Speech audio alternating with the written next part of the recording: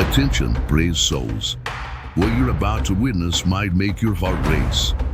Before the suspense takes over your screen, click subscribe now and hit the like button.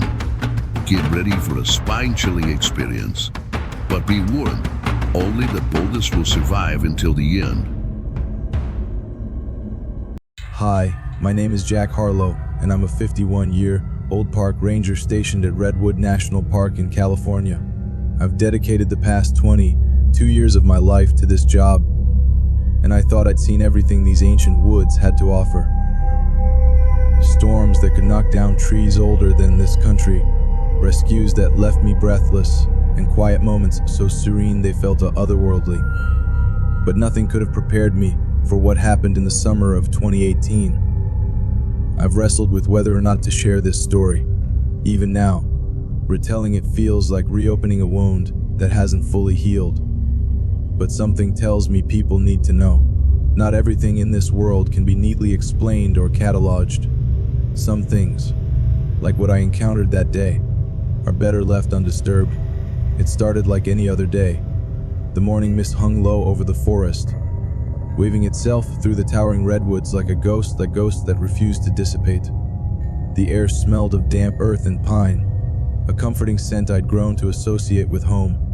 I grabbed my pack, slung it over my shoulder, and headed out to patrol a less traveled area of the park, stretch of wilderness rarely visited by tourists.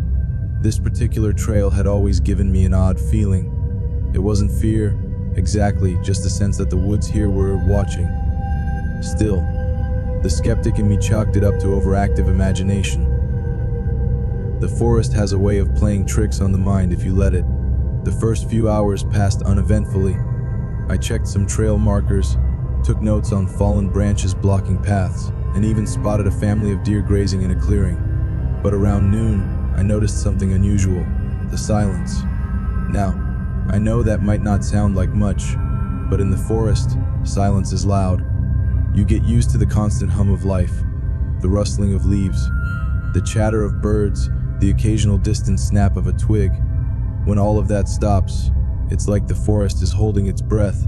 I stopped walking, straining my ears. Nothing. No wind, no birds, just the crunch of my boots on the forest floor. And then I saw it.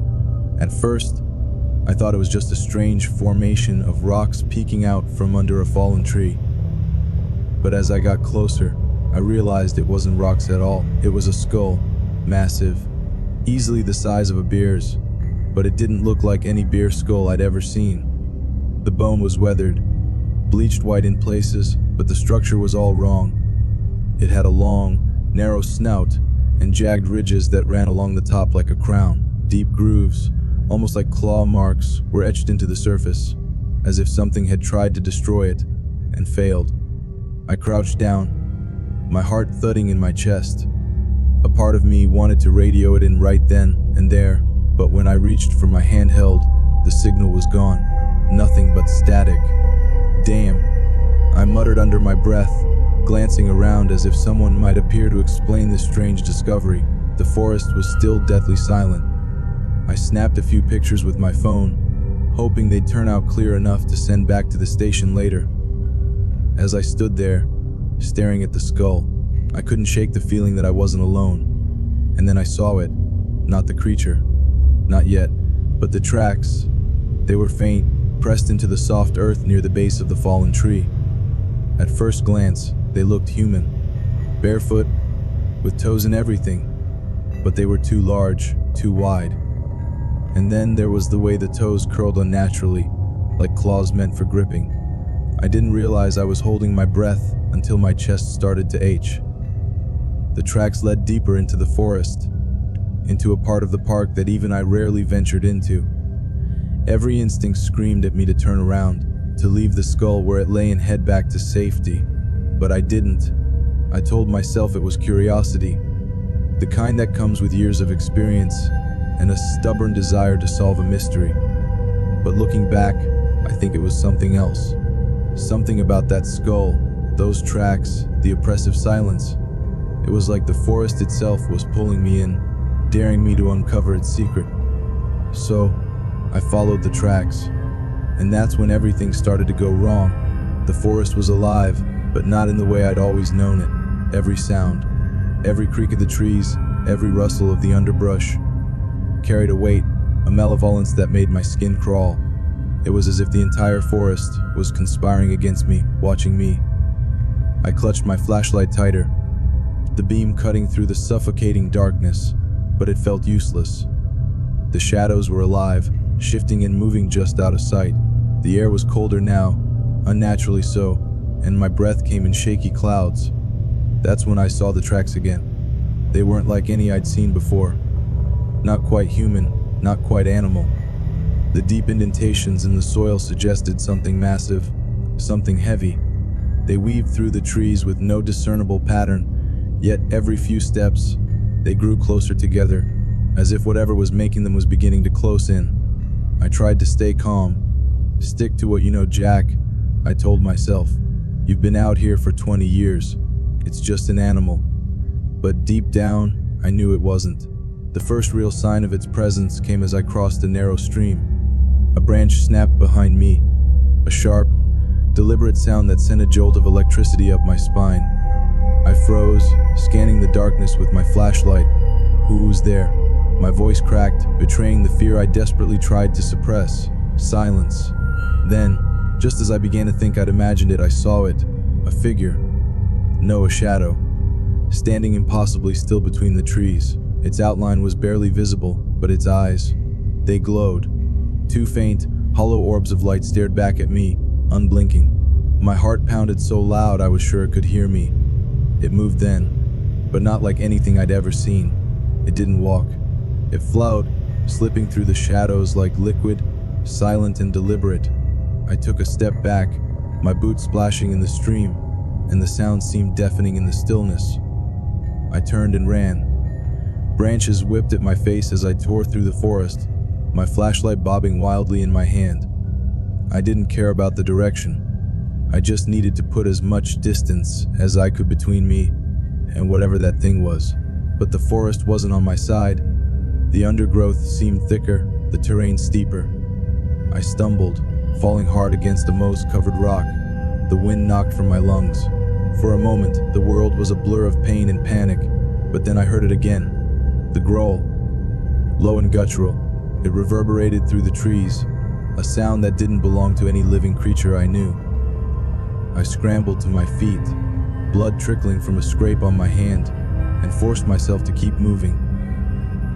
My mind raced as I tried to remember the layout of the forest, but it was as if the trees had rearranged themselves, their gnarled roots clawing at my boots. Suddenly, the beam of my flashlight caught something in the distance. A ravine. Its steep walls loomed ahead, and I knew I was out of options. I had to make my stand. I crouched low, my breath coming in ragged gasps. The growl came again, closer now, and with it, the sound of heavy footsteps. My hand fumbled for the flare in my pack, my fingers trembling as I struck it against the rocky wall. The flare ignited with a blinding red light, casting the ravine in an eerie glow. For a moment, I felt a flicker of hope. Maybe this will scare it off. And then I saw it. The creature stepped into the light, and my blood ran cold. Its form was both alien and familiar, a grotesque amalgamation of man and beast. Long, sinewy limbs ended in claws that seemed to shimmer like obsidian. Its face was a nightmare, hollow eyes that burned like embers, a mouth that twisted in a cruel, unnatural smile. It didn't react to the flare. If anything, it seemed to thrive in its light, its form becoming sharper, more defined. I threw the flare at its feet and ran for the walls of the ravine. My hands clawed at the rocks, dirt crumbling beneath my grip as I climbed. Behind me, the creature let out a sound, a bone, chilling screech that echoed through the ravine and made my ears ring. I didn't look back. I couldn't.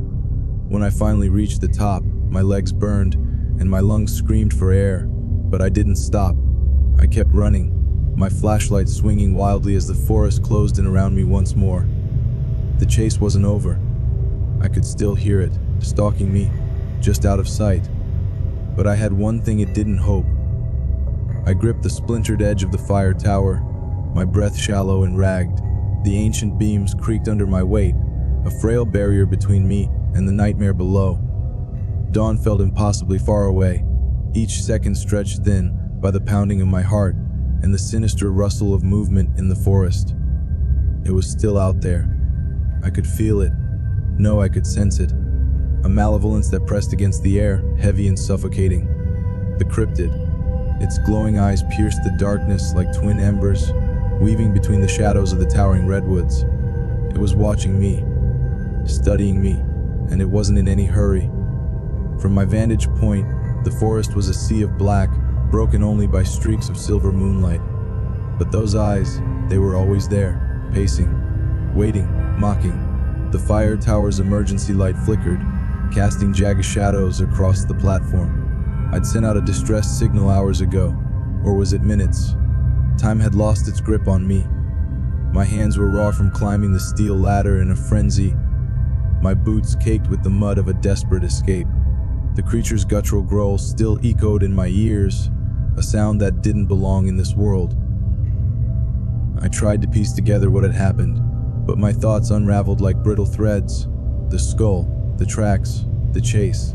Every decision I'd made had led me here, perched above the forest, dangling on the edge of survival. And yet, even up here, I wasn't safe. A sound snapped me back to the present, the scrape of claws against wood. My breath hitched, and I forced myself to look down. At first, there was nothing, just the eerie sway of branches in the wind. But then it emerged, slowly, deliberately, the cryptid. Its twisted, sinewy body blended with the shadows, but its eyes, they burned with a predatory hunger. I could see it clearly now.